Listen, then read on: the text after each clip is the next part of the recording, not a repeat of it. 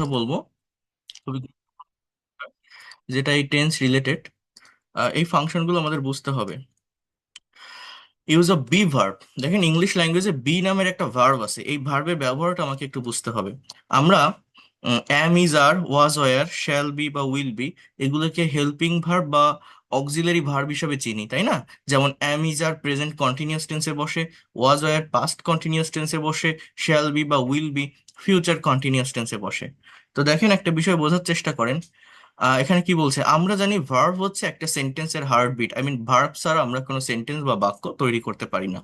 সমস্ত ভার্বের মধ্যে একটা গুরুত্বপূর্ণ ভার্ব হচ্ছে বি ভার্ব, যে ভার্বটি অনেক ফর্মে, অনেক নামে এবং বিভিন্ন ভাবে একটা সেন্টেন্স বা বাক্যে ব্যবহৃত হয়ে থাকে। আজ আমরা বি ভার্বের সমস্ত ব্যবহার শিখব। বি এর অর্থ হচ্ছে হওয়া, থাকা বা কোনো কিছুর অবস্থান বোঝানো। মনে রাখবেন বি এর দুইটা অর্থ, ঠিক আছে? একটা হচ্ছে হওয়া, একটা হচ্ছে থাকা। জাস্ট এইটাই, হওয়া অথবা থাকা, দুটো মিনিং দেয়। বিই এটা একটা ওয়ার্ড, একটা শব্দ, এটা একটা ভার্ব, এটা আগে মনে রাখেন। এরপর দেখেন, বি নিজেই একটা মেইন ভার্ব। কি বলছে? রিপিট আফটার মি, বি একটা ভার্ব, এটা কিন্তু একটা ওয়ার্ড। তাহলে বি যদি হয় হওয়া, যেমন গো মানে কি? যাওয়া। আমি যদি বলি আই উইল গো, এর মানে কি? আমি যাব। তাহলে আই উইল বি এর মানে আমি হব অথবা আমি থাকবো। এখন আমি কোনটা বসাবো? আমি বললাম যে আই উইল বি। যেমন রাইট মানে লেখা, আই উইল রাইট আমি লিখবো। সাবজেক্ট আর ভার্ব বসালে বাকিটা অটোমেটিক্যালি চলে আসে। আমি কি লিখবো? I will write a letter, I will go to school. তাহলে আই উইল বি আমি হব। এখন যদি বলি I will be a doctor, আমি একজন ডাক্তার হব। I will be a teacher, আমি একজন শিক্ষক হব। তাহলে এই যে বি এখানে কিন্তু মেইন ভার্ব, বি এর মানে কি? হওয়া। এই হওয়া কখন প্রকাশ পাচ্ছে? আমি যখন এক্সটেনশনে ডক্টর বা টিচার বলছি। ওকে। আর থাকা কখন প্রকাশ পাবে? যদি এক্সটেনশন আমি প্লেস বা জায়গার ব্যবহার করি, অ্যাডভার্বের ব্যবহার করি। আমি যদি বলি I will be in Dhaka tomorrow, আমি আগামীকাল ঢাকায় থাকবো। বলেন তো কি বললাম? I will be in Dhaka, place বা জায়গার আগে অ্যাট অথবা ইন প্রেপোজিশন বসে। তুলনামূলক বড় জায়গার আগে ইন বসে, ছোট জায়গার আগে অ্যাট বসে। সো কি বললাম? I will be in Dhaka, I will be are doctor. অর্থাৎ প্লেসকে ইন্ডিকেট করলে বি এর মানে থাকা, পার্সন বা নাউনকে ইন্ডিকেট করলে বি এর মানে হওয়া। এই বি ভার্বের আবার কিছু ফর্ম আছে। প্রত্যেকটা ভার্বের যেমন ফর্ম থাকে না, যেমন রাইট এর past form wrote, past participle written, drive থেকে ড্রোভ, ড্র থেকে ড্রিউ, ড্রন, এরকম ফর্ম হয়। ডু এর পাস্ট ফর্ম ডিড, হ্যাভ এর পাস্ট ফর্ম হ্যাড। এইভাবে বি ভার্বের প্রেজেন্ট ফর্ম হচ্ছে অ্যাম, ইজ, আর। মানে প্রত্যেকটা ভার্ব, যে ওয়ার্ডটা মনে করেন ডু বা হ্যাভ বা রাইট বা গো, এটা বেস ফর্মও যা, প্রেজেন্ট ফর্মও তাই। বাট এই বি ভার্বটা একটু ডিফারেন্ট। বি এইটাকে বলা হয় বেস ফর্ম বা মেইন ফর্ম। এইটার আবার আলাদা একটা প্রেজেন্ট ফর্ম দিয়েছে, সেটা হচ্ছে অ্যাম, ইজ, আর। তাহলে বি মানে কি বলছিলাম? হওয়া বা থাকা। এই অ্যাম, ইজ, আর এর মানেও হওয়া বা থাকা। যখন ফিউচার টেন্সে হয় তখন, বা মডাল ভার্ব দিয়ে যখন হয়, can, could, may, might, shall, should, will, would, এগুলোর পরে বি ভার্ব বসে, বিই এই ওয়ার্ডটা বসে। কিন্তু প্রেজেন্ট টেন্সে হলে অ্যাম, ইজ, আর বসাতে হয় বি এর পরিবর্তে। অর্থাৎ আমি হব, I will be a doctor, আমি হই একজন doctor, I am a doctor. তখন মানে বি এর প্রেজেন্ট ফর্মটা বসে, সে হয় একজন ডাক্তার, এটা পার্সন ভেদে পরিবর্তন হয়। হি ইজ আ ডক্টর, তারা ডাক্তার, দে আর ডক্টরস, তারা ডক্টরস। সো এই হচ্ছে বিষয়। তারা ঢাকায় থাকবে, তারা ঢাকায় আছে, they are in Dhaka, they are in Dhaka. আমি এখন ঢাকায় আছি, আই অ্যাম ইন ঢাকা। আমি ঢাকায় ছিলাম, আই ওয়াজ ইন ঢাকা। আমি ঢাকায় থাকবো, I will be in Dhaka. আমি 2 মাস ঢাকায় থেকেছি। দেখেন তো বোঝেন কিনা? আমি 2 মাস ঢাকায় থেকেছি, কথাটা বোঝেন? I am in Dhaka, I was in Dhaka, I will be in Dhaka, I, এটা এই তিনটা ইনডিফিনিট টেন্স, কিন্তু নট কন্টিনিউয়াস। আমরা জানি am, is, are, was, were, shall be, will be present past বা ফিউচার কন্টিনিউয়াস টেন্সে বসে। কন্টিনিউয়াস তখন হবে যখন এই ভার্বগুলোর পর আরেকটা মেইন ভার্ব বসবে, তার সাথে আইএনজি থাকবে। এখানে অ্যামটাই মেইন ভার্ব, যার মানে কি হওয়া বা থাকা। এখানে অ্যামের মানে থাকা, যেহেতু প্লেস আছে লাস্টে। অজের মানে কি ছিল, মানে আমি ছিলাম। উইল বি মানে কি আমি থাকবো। তাহলে বি এর পাস্ট পার্টিসিপল, যেমন drive, drove, driven. V three কি ড্রিভেন। গো, ওয়েন্ট, গান। Do, did, done. Have, had, had. এরপর হচ্ছে আপনার আরো যে ভার্বগুলো আছে, রাইট, রোট, রিটেন। এরকম ভাবে বি এর পাস্ট পার্টিসিপল বা ভি থ্রি, যেটা পারফেক্ট টেন্সে ব্যবহৃত হয়, আমি 2 মাস ঢাকায় থেকেছি, থেকেছি, এসেছি, গিয়েছি, অর্থাৎ প্রেজেন্ট পারফেক্ট টেন্স যেটাকে বলা হয়। আই হ্যাভ বিন, এই বিনটা কিন্তু এখানে মেইন ভার্ব। হ্যাভ বিন বা হ্যাজ বিন দেখলে অনেকে ভাবে পারফেক্ট কন্টিনিউয়াস টেন্স বা প্যাসিভ ভয়েস, বাট না, এখানে বিনটাই main verb. I have been in Dhaka, আমি ঢাকায় থেকেছি, হ্যাঁ, ফর 2 মান্থ, 2 মাসের জন্য, হ্যাঁ, বা 2 বার থেকেছি আমি। এরকম ভাবে আমরা এটা বলতে পারি। বিং মানে হচ্ছে বা থাকছে। হ্যাঁ, আই অ্যাম বিং, আমি হচ্ছি আর ডক্টর, আমি একজন ডাক্তার হচ্ছি। ডাক্তার হওয়াটা আমার একটা প্রোগ্রেসের মধ্যে আছে, কন্টিনিউয়াসলি একটা কাজ আমার চলছে। সো এই হচ্ছে বি এর মানে থাকা। এইখানে ইনের পরিবর্তে আপনি যদি বলেন আই অ্যাম আ টিচার, আমি একজন শিক্ষক। আই ওয়াজ আ টিচার, আমি একজন শিক্ষক ছিলাম। I will be a teacher, আমি একজন শিক্ষক হব। I have bin a teacher, আমি একজন শিক্ষক হয়েছি। মানে বি এর পাস্ট পার্টিসিপল বিন। এখানে আপনি I have become a teacher বলতে পারেন, I have got a teacher বলতে পারেন, যার মানেও ওই হওয়া, হয়েছি বোঝায়। সো বিনের মানেও হয়েছে, এটা মেইন ভার্ব হিসেবে বসছে এই বিনটা এখানে। এই বিষয়গুলো বুঝতে হবে। এগুলো কিন্তু কোনো কন্টিনিউয়াস টেন্স না। এইখানে যে am, is, are, was, war, বা এই যে উইল বি বা এই যে বিন আপনারা দেখছেন হ্যাভ বিন, এগুলো কিন্তু কোনো হেল্পিং ভার্ব না। এগুলো সবই এখানে মেইন ভার্ব। তার মানে আমি আপনাদের মূলত কি বোঝাতে চাচ্ছি, সহজ কথায়, এক কথায়, এর থেকে ভালোভাবে এই বিষয়গুলোকে বোঝানো যায় না, কোনো টিচার আপনাকে বোঝাতে পারবে না। সেটা হচ্ছে আমরা যে ভার্বগুলোকে অক্সিলারি ভার্ব হিসাবে চিনি, হেল্পিং ভার্ব হিসাবে জানি, প্রাইমারি অক্সিলারি ভার্ব, টেন্সের বিভিন্ন স্ট্রাকচারে ব্যবহার করি, am, is, are, was, are, shall be, will be, been, being, এই ভার্বগুলো শুধু অক্সিলারি না। এই ভার্বগুলো অন্যান্য সকল প্রিন্সিপাল ভার্বের মতো, অন্যান্য সকল মেইন ভার্বের মতো বা ফাইনাইট ভার্বের মতো, এই ভার্বগুলোরও বাংলা অর্থ আছে, এই ভার্বগুলোরও ফর্ম আছে। এই ভার্বগুলো যে কোনো টেন্সের স্ট্রাকচারে ব্যবহার করা যায়। কোন ভার্ব? এই বি ভার্বটা, as a main verb. As a main verb. অন্যান্য ভার্বের যেমন বাংলা অর্থ আছে, এর অর্থ আরো বেশি, দুইটা, হওয়া বা থাকা। এবং এগুলোকে মেইন ভার্ব হিসাবেই, দেখেন আমি প্রেজেন্ট টেন্সে ব্যবহার করছি, পাস্ট টেন্সে ব্যবহার করছি, পারফেক্ট টেন্সে ব্যবহার করছি, ব্যবহার করা যায়। এটা যে শুধু কন্টিনিউয়াস টেন্সে বসে এরকম না। আমার কথা কি কেউ বুঝতে পারলেন? যে কথাগুলো বললাম, যে বিষয়গুলো দেখালাম, আগে এতটুকু বলেন, কোনো কিছুই কি বুঝতে পারছেন আপনারা? হুম? কোনো কিছু কি বুঝতে পারছেন আমি কি বললাম? একটা কোশ্চেন ছিল। বুঝতে পারছি স্যার। কি করছেন বলেন। বাস। এখানে I have got a teacher, তো আই রট এ লেটার, এখানে মেন। আই হ্যাভ গট মানে কি আমি একজন শিক্ষক পেয়েছি, এরকম হয়। এখানে গটটা মেইন ভার্ব, ঠিক আছে। আই রোট আ লেটার মানে আমি একটা চিঠি লিখেছিলাম, এখানে রোটটা main verb. I have written a letter মানে আমি একটা চিঠি লিখেছি, এখানে রিটেনটা মেইন ভার্ব, ঠিক আছে। বোঝার চেষ্টা করেন, আগে বোঝেন, আগে বিষয়গুলো বোঝেন, বুঝতে হয়।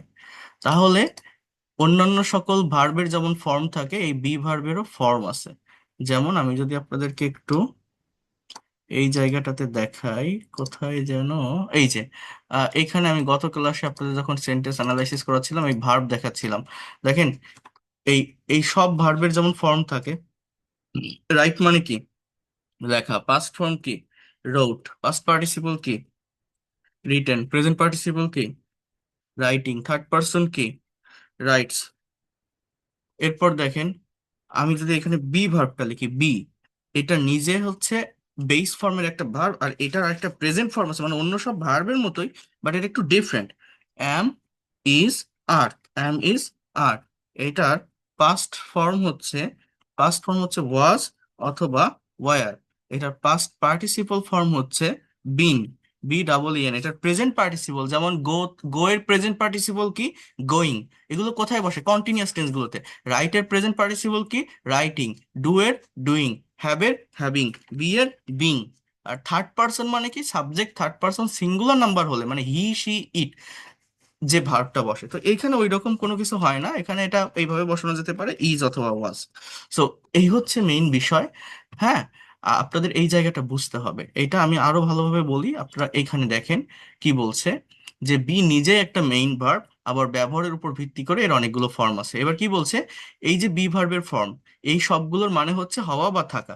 টেন্স এর পরিবর্তনের উপর নির্ভর করে বি ভার্বের বিভিন্ন ফর্ম এক একটা সেন্টেন্স বা বাক্যে বসে থাকে বা ব্যবহৃত হয়ে থাকে।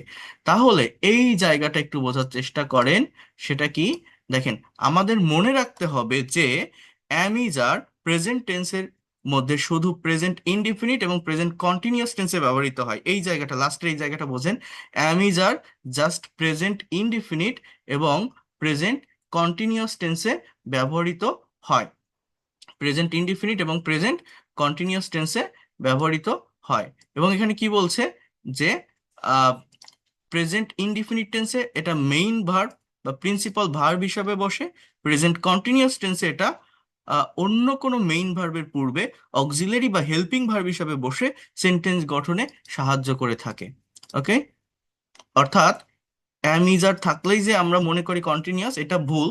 আমাদের এখন থেকে এটা বুঝতে হবে যে এগুলো মেইন ভার্ব হিসেবে বসলে এর অর্থ হচ্ছে হওয়া বা থাকা। যেমন এই যে বাক্যগুলো, I am a doctor, he is a teacher, they are farmers, Rahim is a good boy, you are a very smart girl, he is good at English, Karim is a scientist, Rupa is a beautiful girl, they are very intelligent, Rabi is a good teacher, he is tall, he is very strong, those are the sentences of present indefinite tense not continuous. এগুলো সব কোন টেন্সের বাক্য বলেন? Present indefinite. এগুলো কিন্তু continuous tense না, এটা মনে রাখবেন। ওকে, কন্টিনিউয়াস কখন হয়? এরপরে যখন আরেকটা ভার্ব থাকে, তার সাথে আইএনজি থাকে, তখন কন্টিনিউয়াস।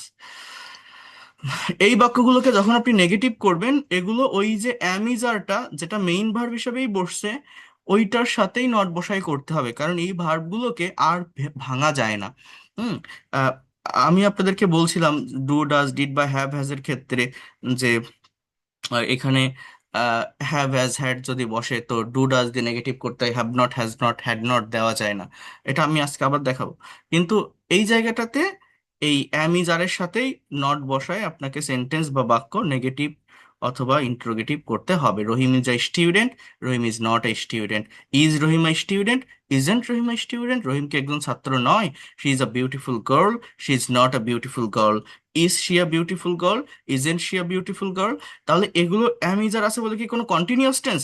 না, আবারও বলছি, এগুলো কিন্তু প্রেজেন্ট ইনডিফিনিট টেন্স। কোন tense? Present indefinite tense. Just try to understand here. বোঝার চেষ্টা করবেন ভালোভাবে, বিষয়গুলোকে নেওয়ার চেষ্টা করবেন। Just right. এরপর দেখেন, এই বি ভার্বগুলো যখন প্রেজেন্ট কন্টিনিউয়াস টেন্সে অক্সিলারি বা হেল্পিং ভার্ব হিসাবে আমরা ব্যবহার করি, তখন কি হয় বিষয়টা বোঝেন। এই যে বাক্যগুলো আমি কিন্তু অলরেডি টেন্স আপনাদের পড়িয়েছি, এই বাক্যগুলো দেখে আপনারা বুঝতে পারছেন যে এগুলো প্রেজেন্ট কন্টিনিউয়াস টেন্স এর বাক্য বা সেন্টেন্স। বোঝার চেষ্টা করেন। যেমন হি ইজ প্লেইং ফুটবল, তো এই বাক্যটার বাংলা অর্থ কি? সে ফুটবল খেলছে। হি ইজ প্লেইং ফুটবলের অর্থ কি? সে ফুটবল খেলছে। সে ফুটবল খেলছে। Try to understand here. এই যে কথাটা আমি বললাম যে হি is playing football, say football খেলছে, এখানে প্লে মানে কি? খেলা। ইজ প্লেইং এর মানে হচ্ছে খেলছে। অর্থাৎ ওই যে আমি আপনাদেরকে বললাম যে অ্যামিজার এর অর্থ হচ্ছে হওয়া অথবা থাকা। অ্যামিজারের অর্থ কি? হওয়া অথবা থাকা।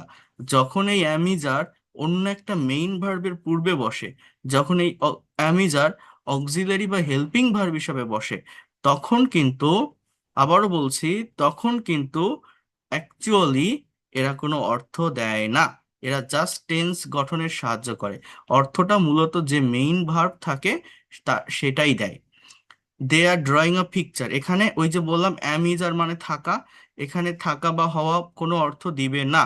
ওই যে ড্র মানে আঁকা, ওই ভার্বটাই অর্থ দিবে যে তারা একটা ছবি আঁকছে। অর্থাৎ অ্যাম ইজ আর অজয়ের যখন অক্সিলারি বা হেল্পিং ভার্ব হিসাবে বসে, তখন বাক্যে কোনো অর্থ দেয় না, কোনো বাংলা অর্থ তাদের নেই, জাস্ট টেন্সটা গঠন করে। অর্থটা মেইন ভার্ব যেটা থাকে, play, draw, work, do, go, right, এগুলোই অর্থ দেয়, এই ভার্বগুলোই অর্থ দেয়। অ্যাম ইজ আর এর অর্থ কখন প্রকাশ পায়, হওয়া বা থাকা, যখন ওই am is are main verb হিসাবে বসে নিজেরা। এই বিষয়গুলো কিন্তু আপনাদেরকে একটু মনে রাখতে হবে, একটু জানতে হবে, ঠিক আছে? Karim is working at a company, Karim একটা কোম্পানিতে কাজ করছে। She is going to the market, সে বাজারে যাচ্ছে। You are writing a letter, তুমি একটা চিঠি লিখছো। তাহলে এগুলো সবই প্রেজেন্ট কন্টিনিউয়াস। এগুলোকে আপনি যখন নেগেটিভ বা ইন্টারোগেটিভ করবেন, কিভাবে করবেন? জাস্ট অক্সিলারি বা হেল্পিং ভার্বগুলোর সাথে নট বসালে বাক্য নেগেটিভ হবে। অক্সিলারি বা হেল্পিং ভার্বগুলো যদি সাবজেক্টের আগে নিয়ে আসেন, তাহলে বাক্য ইন্টারোগেটিভ হবে। ইউ আর ইটিং রাইস, তুমি ভাত খাচ্ছ বা খাইতেছো, তাই না? এটা প্রেজেন্ট কন্টিনিউয়াস। ইট মানে খাওয়া। Okay, so you are not eating rice, তুমি ভাত খাচ্ছ না। তুমি কি ভাত খাইতেছো? আর ইউ ইটিং রাইস, তুমি কি ভাত খাইতেছো? কি হবে? Are you eating rice, are you eating rice, তুমি কি ভাত খাচ্ছ না বা খাইতেছো না? Aren't you eating rice, aren't you eating rice, aren't you eating rice, এই এই যে আর ইউ ইটিং অথবা আরএন্ট ইউ ইটিং, এটাকে আমরা কি বলছি? আমরা ইয়েস নো কোশ্চেন বলছি। হ্যাঁ, দে আর প্লেইং ফুটবল, তারা ফুটবল খেলছে, তারা ফুটবল খেলছে। দে আর নট প্লেইং ফুটবল, তারা ফুটবল খেলছে না। আর দে প্লেইং ফুটবল, তারা কি ফুটবল খেলছে? আরএন্ট দে প্লেইং ফুটবল, তারা কি ফুটবল খেলছে না? তারা কি ফুটবল খেলছে না? এই যে ইয়েস নো কোশ্চেনের আগে আপনি যদি W base word add করেন, তাহলে ডাবল ই বেস ওয়ার্ড যুক্ত ইন্টারোগেটিভ সেন্টেন্স তৈরি হয়। ডাবল ই বেস ওয়ার্ড যুক্ত ইন্টারোগেটিভ সেন্টেন্স তৈরি হয়, যেটাকে ইনফরমেটিভ কোশ্চেন বলে। অর্থাৎ তখন আমাকে এক্সট্রা একটা ইনফরমেশন প্রদান করতে হয়।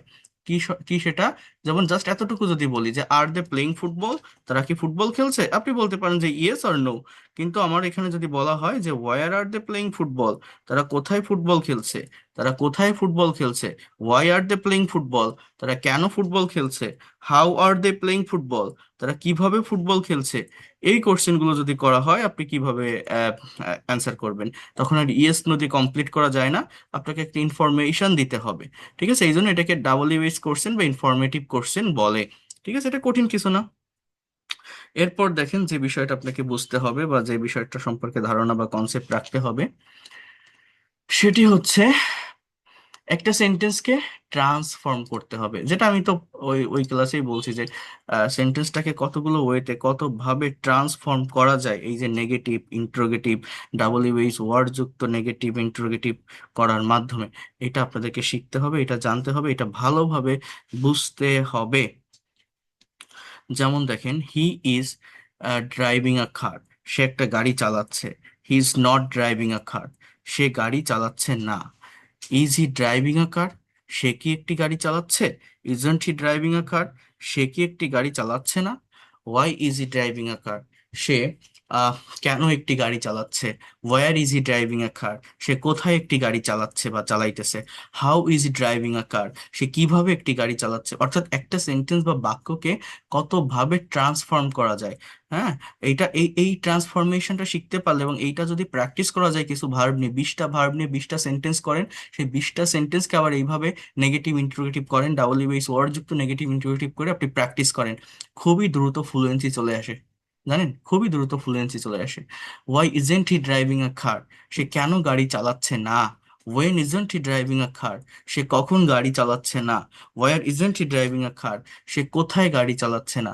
পাস্ট টেন্সটাও সেম ওয়েতে হয়। অ্যাম ইজ আর যেমন প্রেজেন্ট ইনডিফিনিট টেন্সে বসে, পাস্ট ইনডিফিনিট টেন্সেও ওয়াজ আর এর মেইন ভার্ব হিসেবে বসে। আর ওয়াজ আর এর পর যদি আরেকটা ভার্ব থাকে, তার সাথে আইএনজি থাকে, সেটা পাস্ট কন্টিনিউয়াস।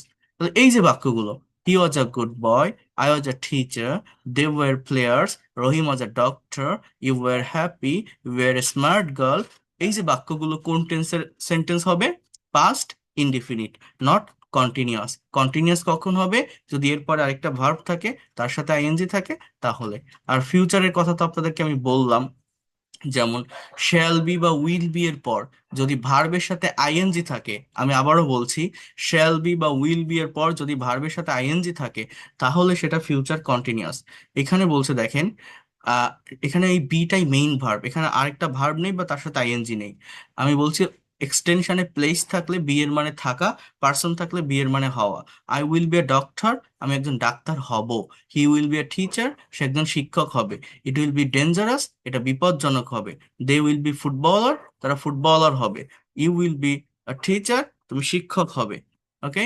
আর যখন আপনি এটা নেগেটিভ করবেন, I won't be a doctor, আমি ডাক্তার হব না। He won't be a teacher, won't মানে উইল নট, সে শিক্ষক হবে না। They won't be a footballer, এটা এ হবে না।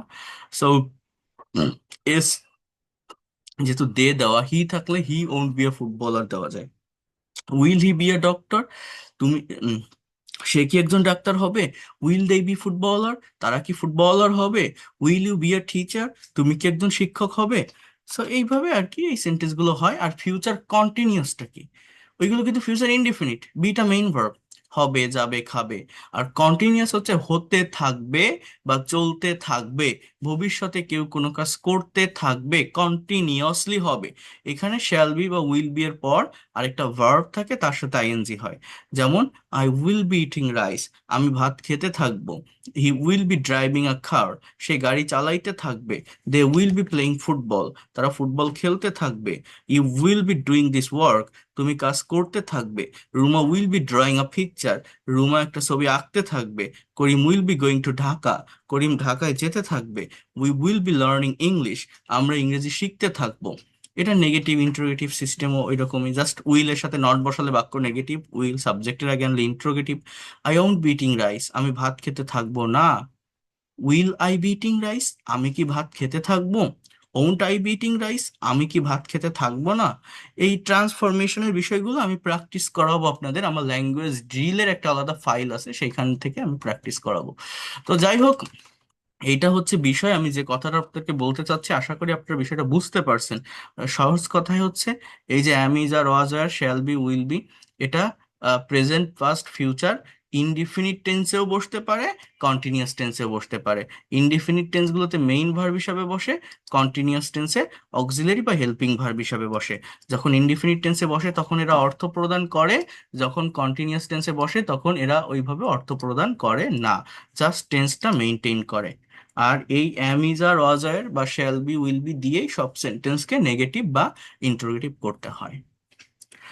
এবার আসি ডু ডাজ ডিড এর ক্ষেত্রে। ডু মানে আমরা কি জানি বলেন তো? সহজ কথায় ডু মানে আমরা জানি করা। হ্যাঁ, এখন আমি মনে করেন একটি বাক্য লিখলাম যে ডু ইউ লার্ন ইংলিশ, এই বাক্যটার অর্থ কি? তুমি কি ইংরেজি শেখো, তাই না? এখানে লার্ন মানে শেখা, এটা মেইন ভার্ব। ডুটা অক্সিলারি ভার্ব, ডুটা ব্যবহৃত হয়েছে জাস্ট প্রশ্ন করার জন্য। তো এখানে ডু ভার্ব কিন্তু কোনো অর্থ দিচ্ছে না। কেন অর্থ দিচ্ছে না? কারণ ডু মানে করা, এই করা শব্দটি অর্থাৎ ডু ওয়ার্ডটি যদি বাক্যে মেইন ভার্ব হিসাবে বসে, যদি বাক্যে প্রিন্সিপাল ভার্ব হিসাবে বসে, তাহলে ডু মানে করা এই অর্থটা প্রকাশ পাবে। আর যখন অক্সিলারি বা হেল্পিং ভার্ব হিসাবে বসে, তখন ডু এর কোনো অর্থ থাকে না, অন্য যে মেইন ভার্বটা থাকে সেটাই অর্থ দেয়। তাহলে বোঝেন একটু, ডু ভার্বের ফর্ম আছে ডু, ডিড, ডান। এটা মেইন ভার্ব হিসাবে যে কোনো টেন্স আপনি ব্যবহার করতে পারেন করা অর্থে। আই ডু, আমি করি। আই ডিড, আমি করেছিলাম। আই উইল ডু, আমি করব। আই এম ডুইং, আমি করতেছি। আই ওয়াজ ডুইং, করতেছিলাম। আই উইল বি ডুইং, আমি করতে থাকবো। আই হ্যাভ ডান, আমি করেছি। আই হ্যাড ডান, আমি করেছিলাম। আই উইল হ্যাভ ডান, আমি করে থাকবো।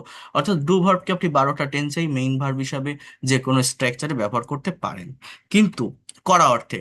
কিন্তু ডু এর যে মেইন ব্যবহার, সেইটা কি জানেন? সেটা হচ্ছে প্রেজেন্ট আর পাস্ট ইনডিফিনিট টেন্সের সেন্টেন্সকে নেগেটিভ এবং ইন্টারোগেটিভ করার জন্য ব্যবহৃত হয়। অর্থাৎ আমি বলেছিলাম আপনাদের, ইংলিশে টোটাল টেন্সের স্ট্রাকচার কয়টি? 12টি। এই 12টির ভিতর 10টি স্ট্রাকচারেই অক্সিলারি বা হেল্পিং ভার্ব থাকে। আমার যে কোনো বাক্যকে নেগেটিভ করার জন্য নিয়ম হচ্ছে অক্সিলারি বা হেল্পিং ভার্বের সাথে নট বসানো, আর ইন্টারোগেটিভ করার জন্য ওই অক্সিলারি বা হেল্পিং ভার্বটাকে সাবজেক্টের আগে নিয়ে আসা। কিন্তু প্রেজেন্ট এবং পাস্ট ইনডিফিনিট টেন্সে কোনো অক্সিলারি বা হেল্পিং ভার্ব থাকে না, সাবজেক্টের পরেই মেইন ভার্বের প্রেজেন্ট ফর্ম বা থার্ড পারসন ফর্ম, বা পাস্ট ইনডিফিনিট টেন্স হলে ভি টু পাস্ট ফর্ম বসে, কোনো অক্সিলারি ভার্ব নেই। সেগুলো যখন আমি নেগেটিভ বা ইন্টারোগেটিভ করব, আমার বাইরে থেকে অক্সিলারি ভার্ব নিয়ে আসতে হয়, এই ডু ভার্বকে। অর্থাৎ এই ডু ভার্ব যখন প্রেজেন্ট এবং পাস্ট ইনডিফিনিট টেন্সের সেন্টেন্সগুলোকে নেগেটিভ বা ইন্টারোগেটিভ করার জন্য ব্যবহৃত হয়, তখন এরা কিন্তু কোনো অর্থ দেয় না। এই যে ডু মানে করা, এই করা অর্থ দিবে না। করা অর্থ কখন দিবে? যদি ডুটা মেইন ভার্ব হিসাবে বসে। অর্থাৎ যে কোনো বাক্যকে নেগেটিভ বা ইন্টারোগেটিভ করার নিয়ম কি? অক্সিলারি ভার্বের সাথে নট বসানো, অক্সিলারি ভার্বকে সাবজেক্টের আগে আনা।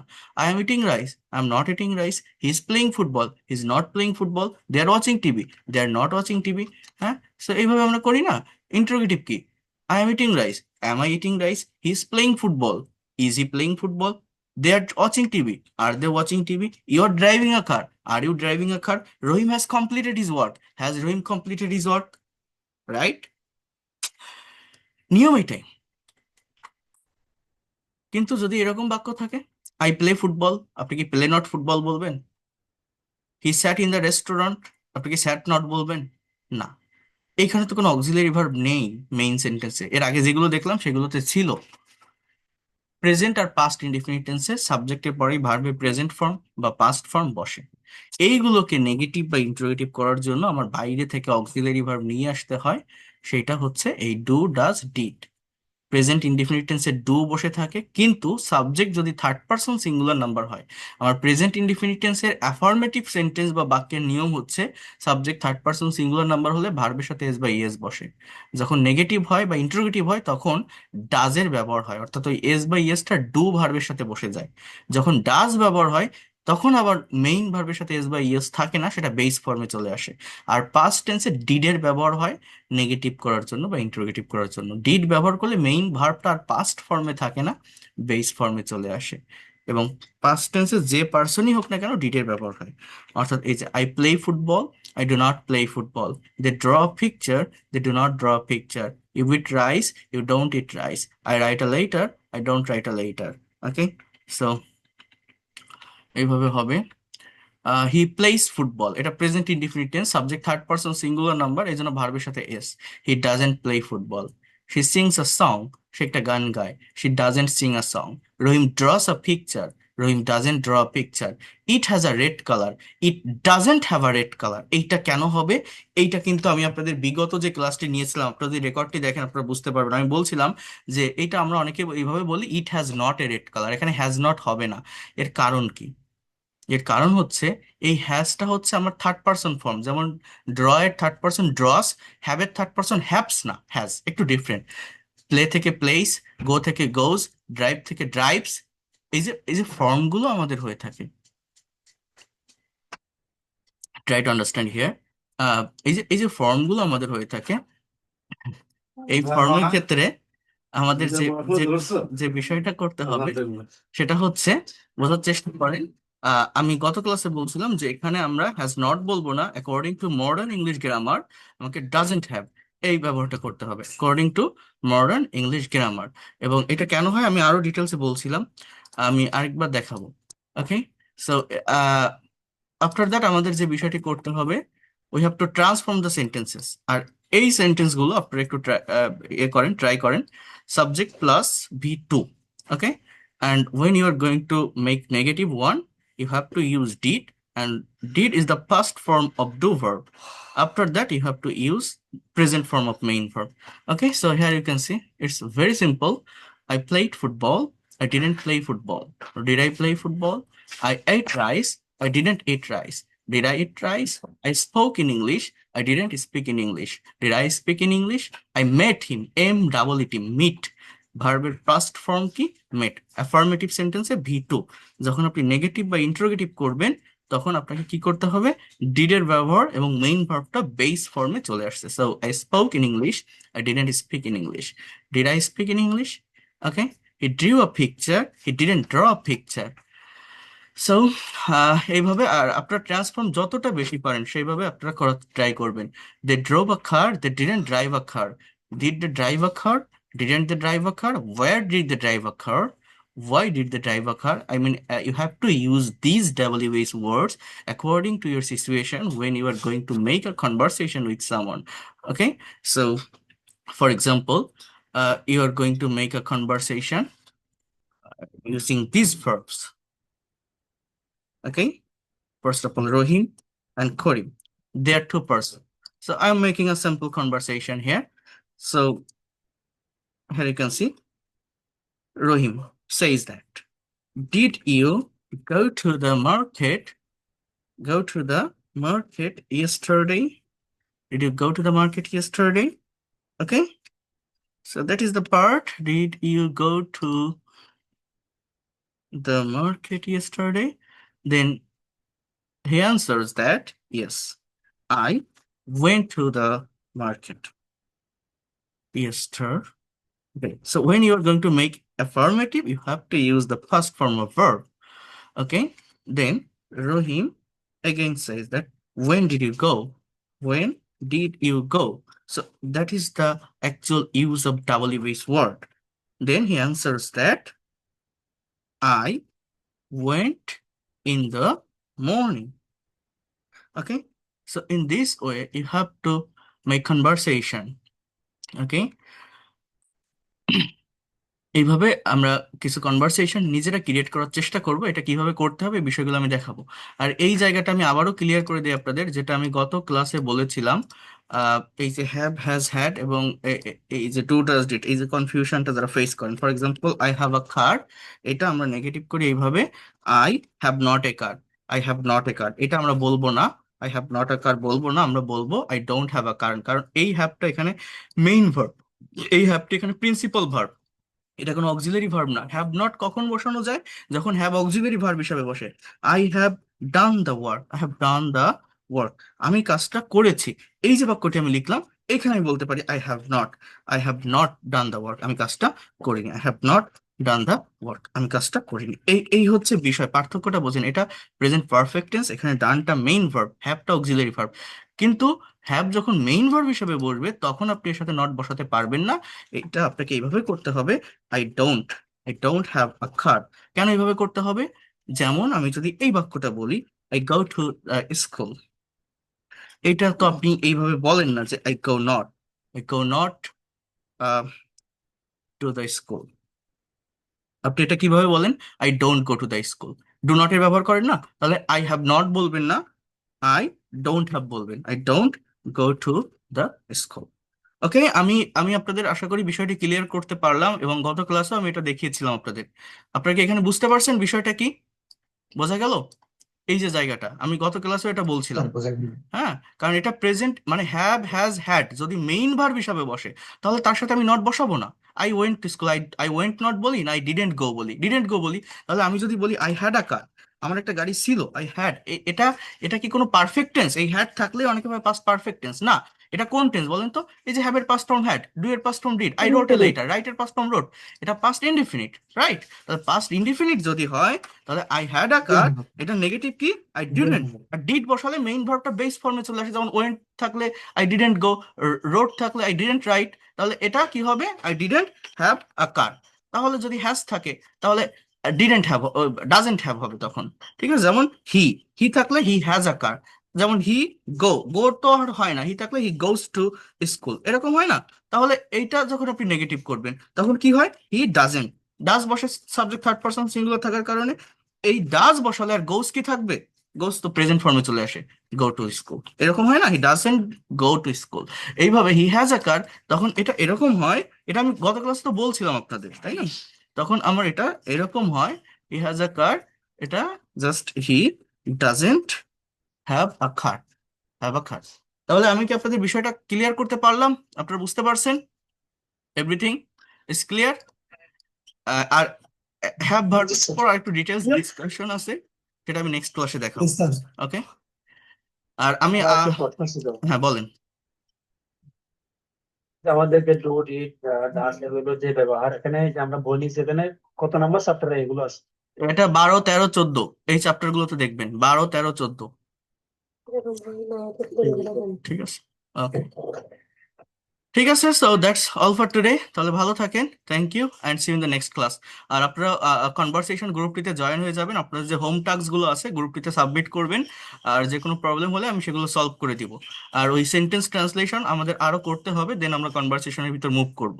ঠিক আছে, আর এই ক্লাস রেকর্ড পিডিএফ ফাইল আমি দ্রুত দিয়ে দিব, আপনারা একটু দেখে নেবেন। কোয়েশ্চেন ছিল। বলেন। হ্যাঁ, আমরা ওখানে কোডটা দিয়েছেন, ওখানে সিস্টেম নেই। কোনটা? ও, এটা আমি ওপেন করে দিব, আমি ওটা এখন ওপেন করিনি, সবাই জয়েন হওয়ার পর আমি ওপেন করে দিব। হোমওয়ার্কটা একটু বলবেন? হোমওয়ার্ক আমি পাঠিয়ে দিব, সেন্টেন্স ট্রান্সলেশন আমি লিখে দিব। ঠিক আছে, আমি পাঠিয়ে দিব। ওকে। ঠিক আছে, thank you, see you in the next class, good night to all of you.